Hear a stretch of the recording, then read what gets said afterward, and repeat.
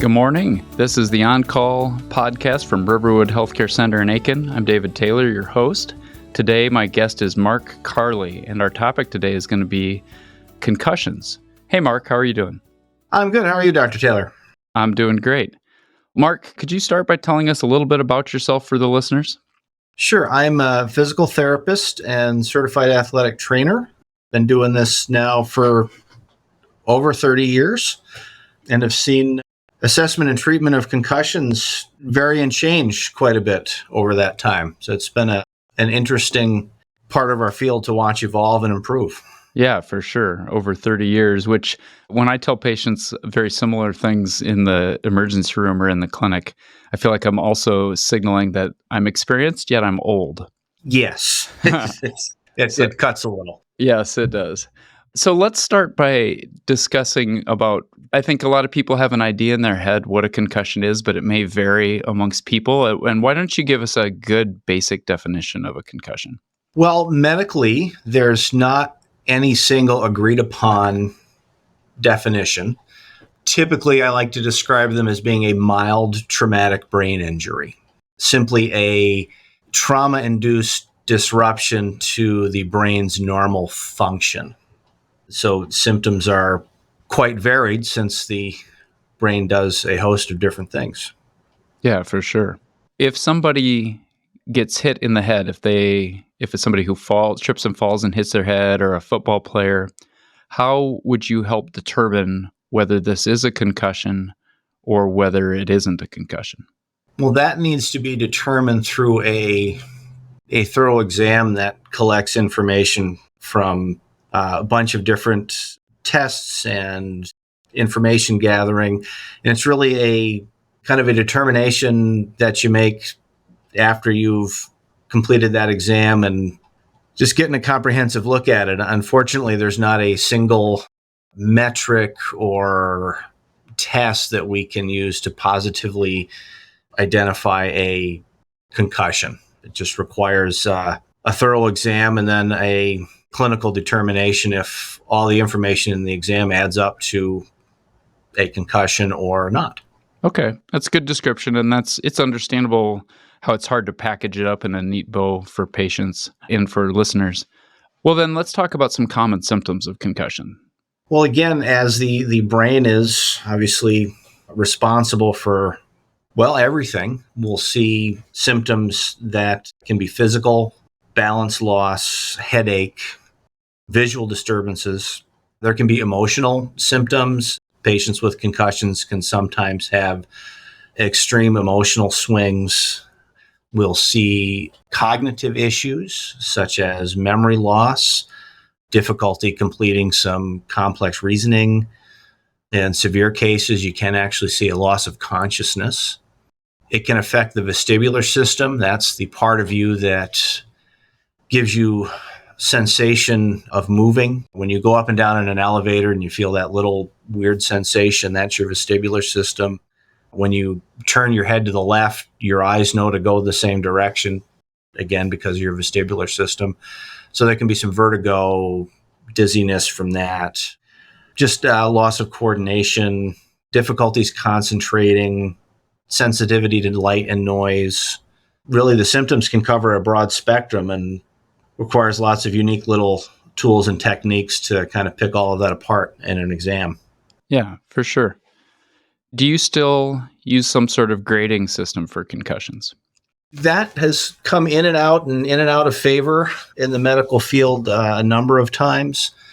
There's never, again, been a real solid medical consensus across the board about how to do that. Typically, right now, it is either they are concussed or they are not. That's fair. I remember the days of grade 1, 2, 3. At least when I was training, grade 3 was defined by if you had loss of consciousness or not. Right. Then amnesia started to be considered to be a more important factor. And I don't know where that stands, whether there was anterograde amnesia or retrograde. And for people listening, remembering events that had happened previously versus having trouble remembering events after moving forward after your injury. Yeah, so I'm not as involved in concussion management or treatment as I was, but I can concur grading systems have came and gone. The experts have had very different opinions on what's the most important features, it seems like. And it sounds like that's still going on today. It is. Yeah, I can remember 3 grade categories, 5 grade categories, and then with each one of those, a specific recommendation about how to proceed and how long a person should or shouldn't be pulled from their activity. It's been an ever-evolving field, and I'm happy to say that we've gotten much, much better at both assessing and then in dealing with these post-injury. Yeah. Well, let's maybe pivot to that, because while I was trying to trap you into packaging it up into a neat bow for people like this is what a concussion is, I think you did a good job pointing out how that just isn't possible. But let's talk about how you manage them. So part of what's going to be involved in concussion care is going to be seeking a health professional and having examination and potentially testing. I'm guessing there isn't any specific guidelines. It's going to have to be going on what a person's symptoms are, what the family is seeing with regards to how the person is acting, what the nature of the injury was, and it's going to be a judgment call as to seeking care or not. Yes, it is helpful to have people that know the individual with you when you're conducting the exam. I'll give you an example. I examined a soccer player once who, one of the common questions we'll ask sometime, is tell me your address. So I asked this young man his address, and he rattled off an address, and his buddy sitting next to him said, well, that was true 4 years ago. I didn't know his address, but his teammate was very helpful in determining this guy had no idea where he currently lived. So that's a helpful tool. But again, to get to your question, I guess the examination is going to involve coordination testing. It's going to involve vestibular testing. It's going to involve some cognitive testing. I like to ask people to count backwards from 100 by sevens, because that's not something you memorize and rattle off typically. We'll also give people words to remember and then ask them a few minutes later if they can recall what those words are. We'll check oculomotor function. That's just eye movement. Look for coordination there. And you as an individual feel you have a concussion, or you have a family member, you think, hey, something's not right, definitely get them checked. And if a concussion is determined to exist, again, we can't do a CT or any medical imaging because typically these are not accompanied by actual tissue damage or something that would show up on imaging. If that concussion exists, want to start treating that symptomatically. Typically, that initial 24 to 48 hours just involves some rest, both physically and mentally. So low lights, reduced screen time, things are just basically, if you sprain your ankle, we rest your ankle. If you injure your brain, we need to rest your brain. Moving forward, as the symptoms resolve, we want to gradually reintroduce activity to make sure those symptoms do not return as you exert yourself. Typically, most of these concussions, approximately 80%, are cleared and ready to go within 10 days to 2 weeks. That's a good, comforting time frame, knowing that most of them are going to be cleared in a relatively short period of time. Not comforting to a high school player with only 1 or 2 games left. Correct.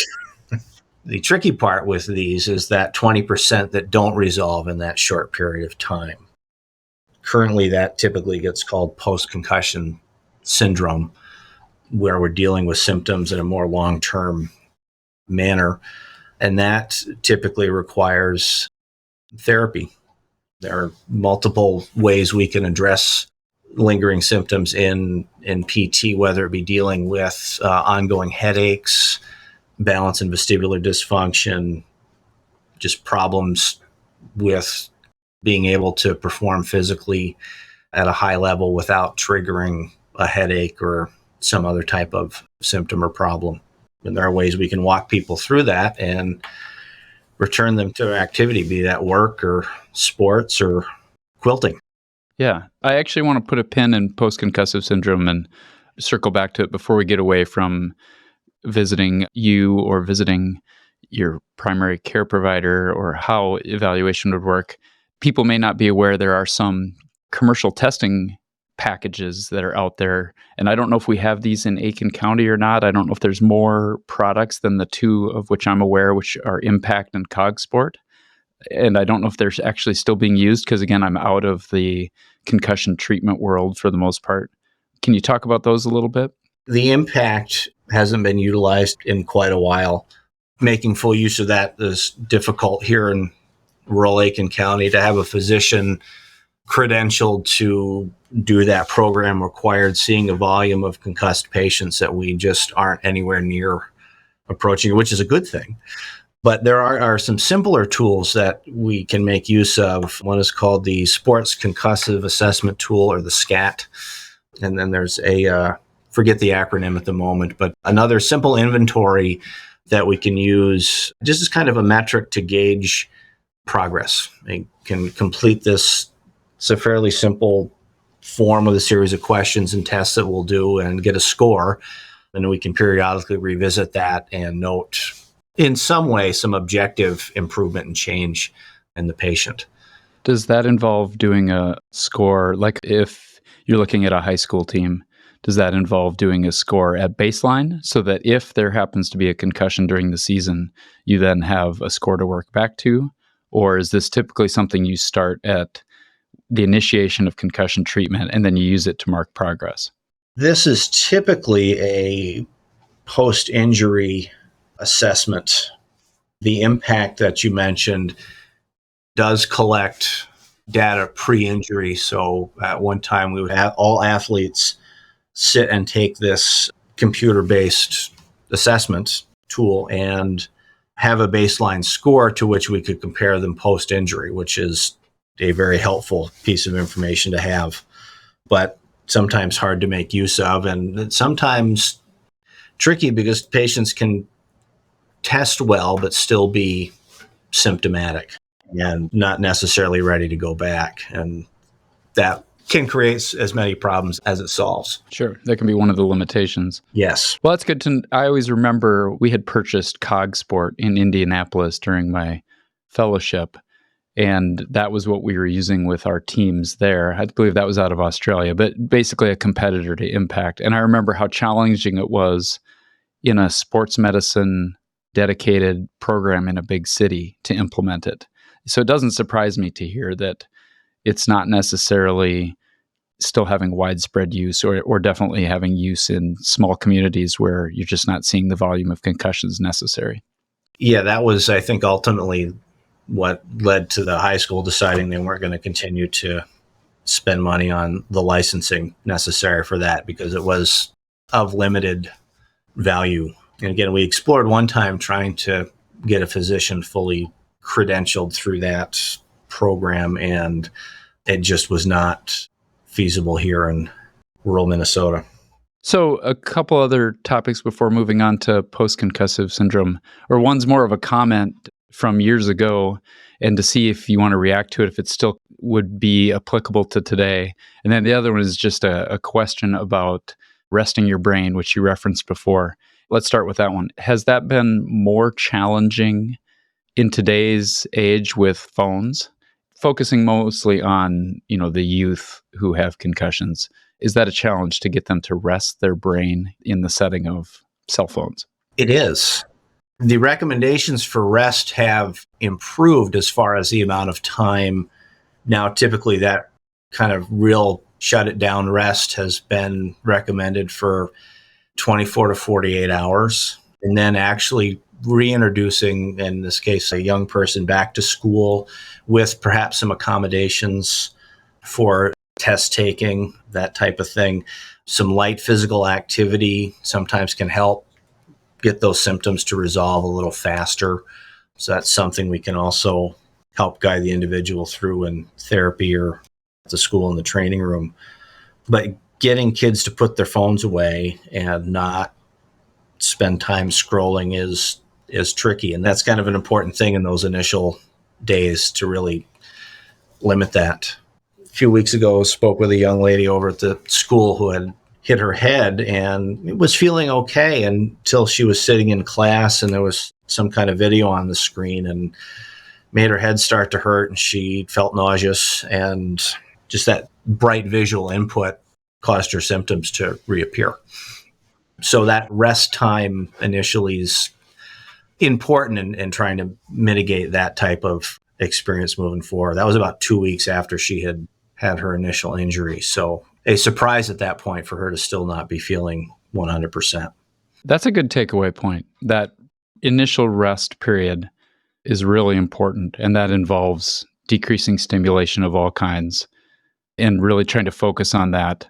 It's not a super long time. It may, to a teenager, it might feel like a really long time, but I think taking that point away, if you have a concussion or a family member has a concussion, and trying to focus on that seems like pretty important. And that's where some good education to the patient, and of course in this case, their parents or caregivers who can just help monitor that and help encourage the individual to really just shut it down for a little while. So the other point I wanted to bring up before going on to a little more talk about post-concussive syndrome, it's just something that was brought up during, it would have been about 2004, 2005 NFL physicians meeting that I happened to be at. And the team physician for the Pittsburgh Steelers, who also happened to be involved in the Pittsburgh high school system, presented a study that basically, we may have been grading concussions at the time or not, but he described concussions where a player would say, well, I got my bell rung. So a hit on the football field that would just be, yeah, I got my bell rung. No loss of consciousness. Everything else is functioning fine. But that kind of description was found to be associated with decreased math and reading performance for the next week in high school players. And that to me was really eye-opening. And I don't know exactly what metrics they used to describe decreased math and reading performance, but most people who've played sports or have had any, a fall, anything like that, kind of have a concept of what having your bell rung means, and to realize that there is some impact on your mental functioning for a week. And what they were recommending in Pittsburgh, and he could get this done. I don't know that this would work in many locations, but they were able to actually get all of the Pittsburgh high school teams on board with having 2 or 3 days rest, even if you had your bell rung. And I don't know if that's still applicable today. I bring it up, one, to ask you if it's still kind of applicable thinking today, but two, it was an illustration to me how even what is a seemingly mild head injury has more short-term effects than you may think. Back in the day, it just got your bell rung, you're fine. That was the mantra. We've now come to treat that as, well, you got your bell rung, that is a concussion, and we need to address it as such. We now will have really good cooperation from coaching staffs on this. If a kid has their quote-unquote bell rung, they are considered concussed, and then we move forward.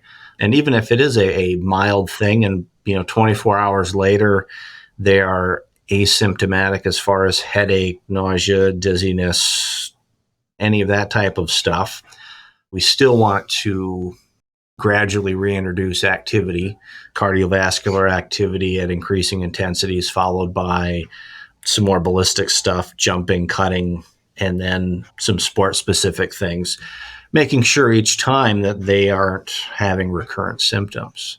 And that's a safe way to reintroduce activity. And bottom line, when these are present, is reducing the risk of re-injury, which typically can be more severe. Right. I've always felt like a functional progression. So for people listening, what Marc described was at least I was always taught, was a functional progression.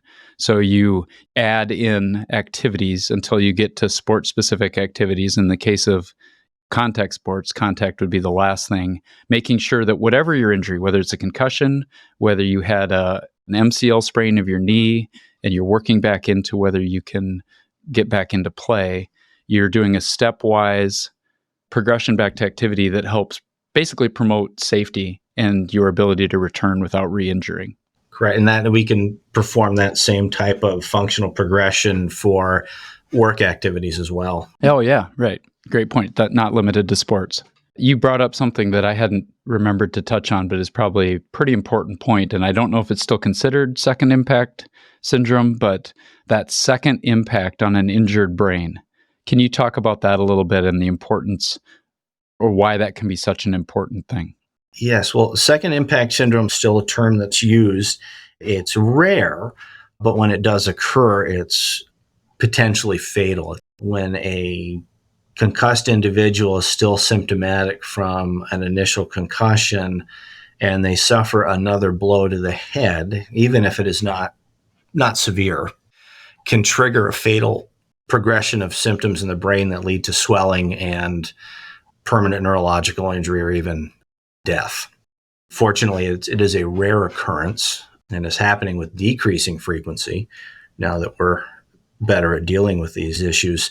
But, that's always on the back of our mind, is making sure that people are not symptomatic when they're exerting themselves and that they have, in fact, fully recovered from the initial trauma before running the risk of suffering a second. Well, good. I'm glad that came up, and not something for everybody to be extremely scared about because it is rare, but also something to take seriously, and why we don't want to not treat concussions, why we don't want to be very careful about, or very deliberate and intentional about getting people back to play in contact sports. It's just why it's a good idea not to rush. Right. Good point. Excellent. Let's finish up with, we'll finish up with two things, a little more talk about post-concussive syndrome, and then any other things that you want to touch on before we end. So one of I gave the eye-opening point that was brought up at the NFL physicians meeting. One of the other eye-opening experiences I had in my understanding of concussions over the years was a very public one. It was a meteorologist that some people who are listening may have watched, Ian Leonard, and I don't know him personally. I didn't treat him. I'm not giving away any patient information. He was or is a meteorologist for Fox in Minneapolis, but I knew him growing up in Iowa. He was a meteorologist at a news station down in Iowa. And so when he went to Minneapolis, I would occasionally, if I saw the news, I would see him on there, and then found out that he was gone for a while because he suffered post-concussive syndrome. And I believe he made it public so that he could bring awareness and, have people understand that this is a thing. It's very debilitating. And I feel like his lasted for months, which is sometimes the case. I think maybe you touched on it before, but let's talk a little more about the importance of therapy and treatment and awareness of post-concussive syndrome. You kind of defined it as maybe symptoms past 10 days, roughly. I assume that's not a hard and fast rule, but go ahead and give a little more information. It's not a hard and fast rule. Again, symptoms that last longer than that, usually a 2-week period. So if we're moving into week 3, week 4, and an individual is just not coming around, things are lingering, it would typically get that designation as post-concussive syndrome and then require a more elaborate plan of care as far as addressing those symptoms. And these can potentially last for months and be very debilitating. I mean, I can imagine a weatherman trying to work in front of a green screen with all the monitors around, and that's a lot of stimulation. I remember a patient one time, several months after their concussion, I was wearing a necktie with an elaborate pattern on it, and looking at it made this individual dizzy. So I had to take the tie off. It was a good lesson for me. The pattern in the carpet in one area of the department also was hard for her to walk on it. This particular individual was suffering from a lot of vestibular dysfunction following her injury. And that's one of the more common things we'll see long-term is just kind of a incoordination, dizziness, balance problem, along with some cognitive, you mentioned the temporary reduction in math scores in those mild concussions. That type of thing can linger quite a while as well, as far as being able to really concentrate on reading. Sometimes scrolling on the phone at that point in time will continue to be difficult for the individual. So it can really interfere with not just work, but day-to-day life. And They are things that fortunately can be addressed with physical therapy. That's a great message, because I think in those longer situations after you had a head injury, it can be challenging both for the person who suffered the head injury and people around them to be like, why am I not just getting better? Is this just in my head? Other people will look at this person and be like, what is wrong with them? Are they faking? And it's a real thing. And yet there's definitely hope of, if you hang in there and focus on treatment, you're going to come out of it the vast majority of the times. I mean, that's part of the long-term care, is dealing with that disappointment, that depression, that frustration that comes with, why aren't I better by now? So that's something we certainly try to address when we're treating these individuals, is looking at the whole patient and understanding the difficulties that can come along with just those symptoms, the emotional and mental stress that it creates. I've really enjoyed this discussion. Are there any other concussion topics that you feel are important to get out to our listeners? Anything else you want to touch on before we adjourn for today? The best way to deal with concussions is really prevention. Wear your seatbelt. Wear a helmet if you're on an ATV or a bicycle. If you're playing sports, make sure you have the proper protective equipment. I will say that at Aiken High School, on the football team, they do a very nice job of getting the very best equipment for the kids to be in. So take care of your head. Make sure, if you're going to be on a ladder, make sure it's stable and secure. Be cautious in the winter of icy conditions. Salt your sidewalk. Pay attention. It's easy to take a slip and a fall and end up with a head injury. I'm glad you touched on that. I hadn't thought about focusing on prevention, but that's a really good point. And the one thing I can tell you from working in the emergency room in a small community, it is amazing, especially in the winter, but not just the winter, how many people we see who slipped, fell, and hit their head. And most people are fine, but not everybody is. So doing anything you can do to avoid that slip and fall is really important. It is. All right, Marc, I really appreciate you coming on the podcast. Thanks for sharing your expertise and knowledge with the community and with me. Thanks for having me. Yeah, absolutely. And we'll find some other topics for you as we keep this series rolling. Outstanding. Okay. Have a great day. You too. Okay, bye-bye.